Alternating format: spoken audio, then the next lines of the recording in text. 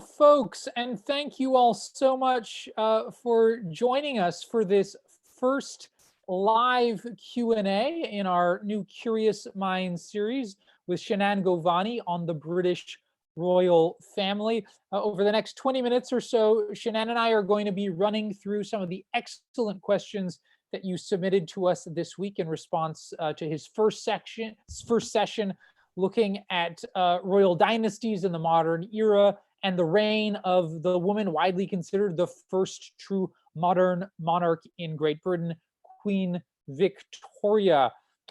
Shannon and I were really impressed by both the quantity and the quality of the great questions that you submitted to us, and we really want to encourage you to keep them coming throughout the duration of this series. I also want to remind you all that we're doing one more of these live Q&As this morning at 11:30 with Laura Carlson, who's going to be answering questions in response to her Feasts That Changed History series.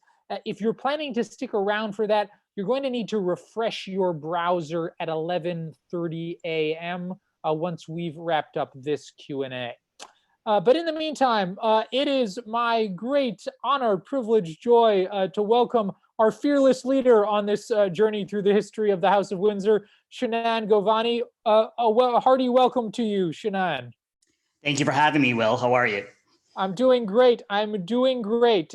So we finally have some brilliant weather to lead us into the weekend. So life is good.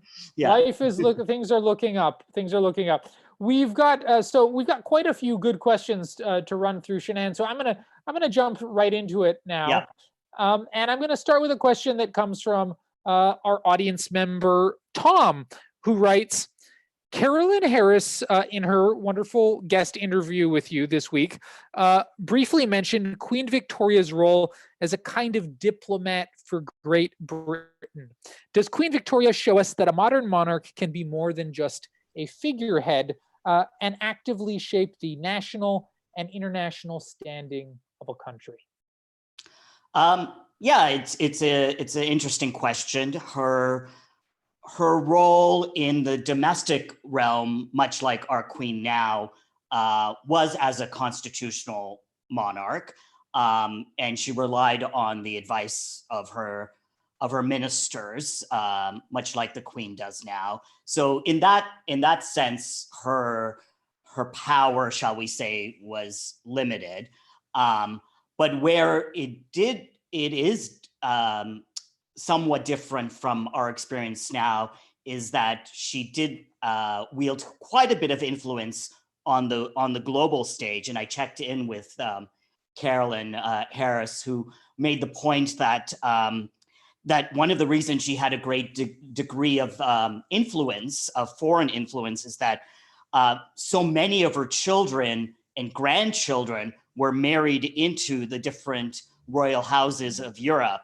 And therefore, the queen had many, many personal relationships with so many of Europe's varying monarchs. In fact, there was a book written a few years ago called Queen Elizabeth's Matchmaking, and she actually did, in that sense, run one of the great royal matchmaking agencies of all time. For instance, Queen Victoria's matchmaking? Victoria's matchmaking. Sorry, yes, okay. Yeah. So Queen Victoria's husband, Prince Albert, had hoped, for instance, that the eventual marriage of their eldest daughter, Victoria, to Crown Prince Frederick of Prussia would result in a more liberal Germany, for instance.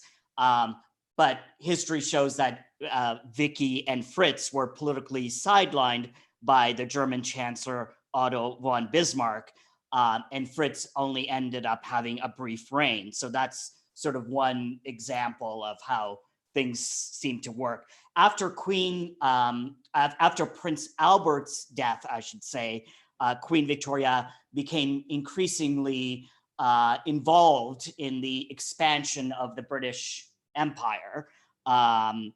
She, for instance, encouraged Canada's confederation, bringing things back into from the lens of Canada here. She helped bring together the fathers of the Confederation who differed on various political matters, but were all loyal to the Queen. So she was sort of a unifying force in that sense. She also took a strong interest in India and met with various Indian princesses and princesses, and encouraged different political matters there. She remained interested in world events until the very end, sort of taking a deep interest in the Boer War, for instance. Unlike our sense of what a diplomat does today, she didn't travel very much. She didn't set foot in Canada, for instance, and yet she wielded much influence. Mm-hmm. Right. Diplomacy from the seat of the empire. Yeah, and of course, world travel was a whole other sort of proposition back then. Right. But yeah, it is interesting how she was so ubiquitous without physical presence. Right. So moving on to our next question, Jane Gilmore writes, what kind of mother was Queen Victoria to her 9 children? I imagine she had many servants and nannies, but was she involved much in their day-to-day lives? And how did her relationship with her children evolve as they became adults? What kind of grandmother was she as well? Yeah, it's a complicated answer in that I think there was some tension between the public image of Queen Victoria as mother and grandmother and what she was perhaps like behind the curtain. So as you mentioned, she had 9 children and 40 grandchildren. And her public image emphasized that she was a respectable and loving wife and mother, a contrast to her immediate predecessors, George IV and William IV, who had scandalous personal lives. In the first photograph of the Queen, for instance, she poses with her eldest daughter without any royal regalia, and it sort of seems to emphasize her role as mother.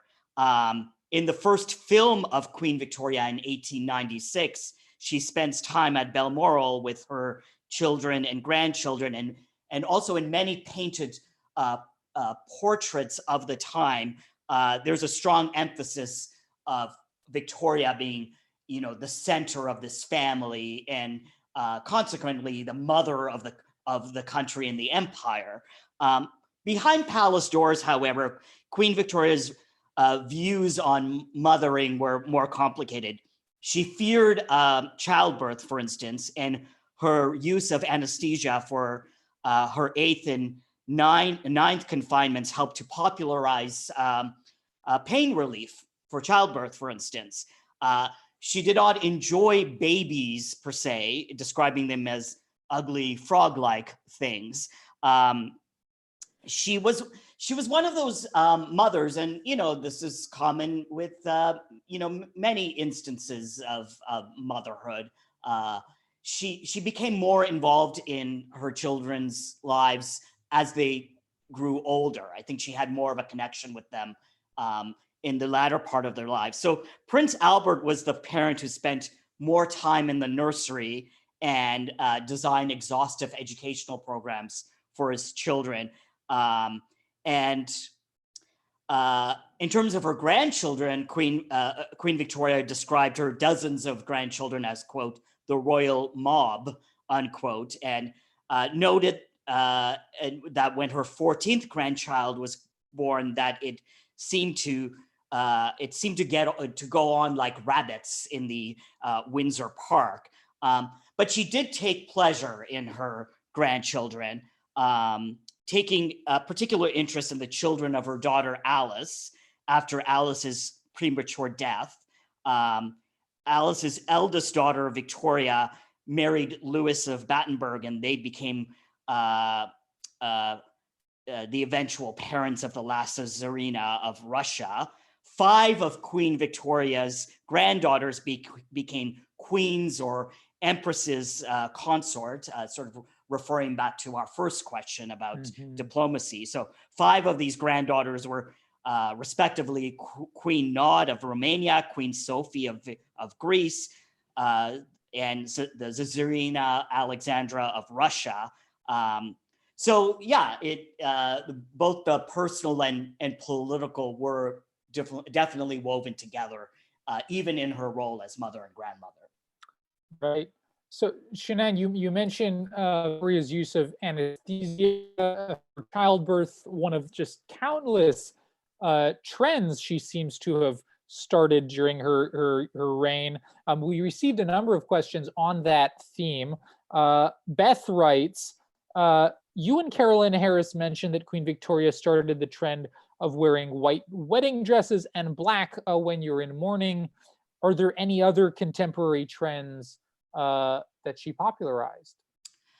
Yeah, well, I mean, besides the enduring sort of custom of brides wearing white and people wearing black to funerals, which is remarkable that it was popularized with Queen Victoria. I think one of the most interesting trends universally is the way they influence the practicing of Christmas. Many different Christmas trends were popularized by Queen Victoria and Prince Albert, and specifically the Christmas tree became a thing during their time. Christmas trees did exist to some extent, but generally speaking, for most people in Britain, the idea of having a tree inside was completely new. People would bring in a branch of a tree or a holly or a mistletoe, but there wasn't that sort of Christmas sort of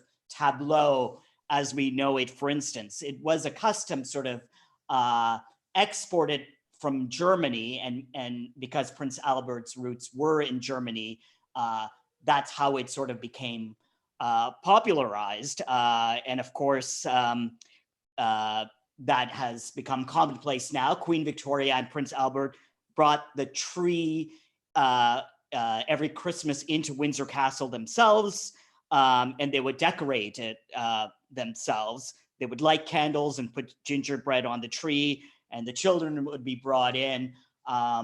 So there was actually a whole exhibition on this at Windsor Castle a few years ago on the sort of different ways that the royals and Christmases have melded together. Mm-hmm. So Shinan, shifting gears a little bit here to the depiction of the House of Windsor and royalty more generally in popular culture.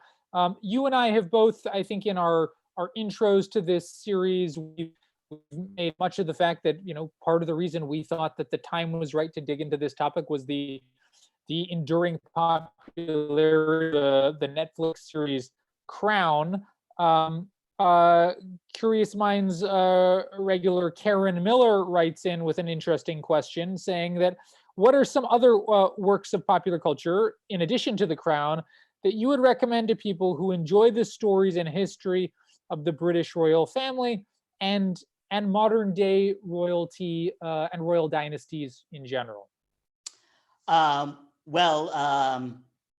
In terms of The Crown specifically, I absolutely would recommend sort of the prelude to The Crown, which is the film The Queen with Helen Mirren, which was also written by Peter Morgan, who does The Crown now. So one thing definitely leads into another, and I really do think that Helen Mirren's performance as the elder queen, the queen in the time of the death during the death of Diana, really sort of encapsulates sort of the tension between the public and the personal, and the idea of duty and how much emotion that people want from their monarch. So I think that's definitely an interesting film to go back and look at. If A, you have never seen it, or B, you want to revisit. In terms of books, since we've been going on about Victoria specifically, there's a few I would recommend. Daisy Goodwin wrote a novel called Victoria, which then was turned into a masterpiece series, Victoria. The novel does a good job of getting into the mind of the young Victoria. I think it would even perhaps qualify as a beach read. So I recommend that. There's a biography called We Two, Victoria and Albert, Rulers and Partners, which zeroes in on the marriage specifically of Victoria. So that's definitely one to look at. In terms of other books, for me, a staple, something that I go back to over and over again, it's absolutely delicious, is the Tina Brown biography of Princess Diana, the Diana Chronicles. Tina Brown, of course, was the former editor of Vanity Fair. So she writes about the 80s and 90s with great authority, because if anyone knows about the marriage of royalty and celebrity and media, it is Tina Brown, definitely. A book that came out a few years ago that I think is quite clever is 99 Glimpses of Princess Margaret, which it's very short chapters, all sort of looking at Margaret through a different lens. It sort of qualifies as sort of a sociological read of Margaret. It's a kind of royal book that I haven't seen that much of. So I recommend that. There was a book that came out by Angela Kelly, which the Queen Elizabeth herself gave royal permission to her to pen this book. She was the Queen's personal dresser, and that's a very interesting insight. It's called The Other Side of the Coin: The Queen, the Dresser, and the Wardrobe. So yeah, that's a few. We will talk about many more books as the session goes on. Of course, there are many books, but that's something to whet people's appetite. Absolutely. A great little canapé tray there to get our appetites wet as we get deeper into this series. And we'll, of course, in my weekly emails to all of you at home, I will be providing you all with some suggested further reading based on Shinan's recommendations going forward. So Shinan, we're running out of time here, so I'm going to wrap up with a question that sort of looks at your own unique personal relationship with the story that we're exploring in this series. Diane writes that in your first lecture, you mentioned your conflicted relationship with monarchy, given your own personal and family background. Could you tell us a little bit more about that family background and when your personal fascination with the British monarchy first emerged? Yeah, it's multifaceted, as these things often are. I brought up the matter of my own sort of personal biography because I think, of course, it informs it. In terms of my own story, I was born in East Africa, in Uganda, which was a British colony. I left as a baby, but my parents both did grow up in East Africa in sort of at a time of great British colonial rule. My grandparents come from India. They had migrated to Africa. Of course, Britain ruled India as well. So in terms of like the way, my own ancestors were shaped and my own early sort of exposure, British colonial rule factored in. And then, of course, we settled in Canada, where, there's our own relationship with the crown. I think my own interest in royalty began as a function of my own sort of rabid interest in anything sort of involving soap opera and melodrama. I mean, whether it was like Bollywood films, which I was raised on, or American daytime drama, which like definitely shaped kind of my narrative instincts and stuff. I was always interested in sort of great human drama and soap opera, and sort of coming to age during the 1990s, there was no greater soap opera than that of the Diana Charles sort of marriage and then eventual marital collapse. It had everything, love, betrayal, a dangerous woman bringing down this, great institution, all the different sort of family dynamics, the complicated family dynamics. So I would say, like, in terms of my own interest, it began with Diana. And then as I sort of became more interested in royalty, I swerved into history and began reading much more about different monarchs. And I think even my own view changed about like what Diana represented. I think I became much more sympathetic to the Queen and to the other royals. So long story short, that's sort of my personal story in my way in.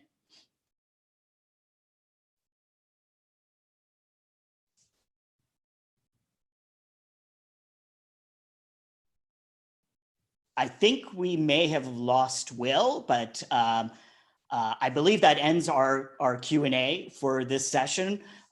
We will be back next week, and of course, please look forward to our second session, which will hinge on Edward Wallace and the abdication. Thank you very much for joining us.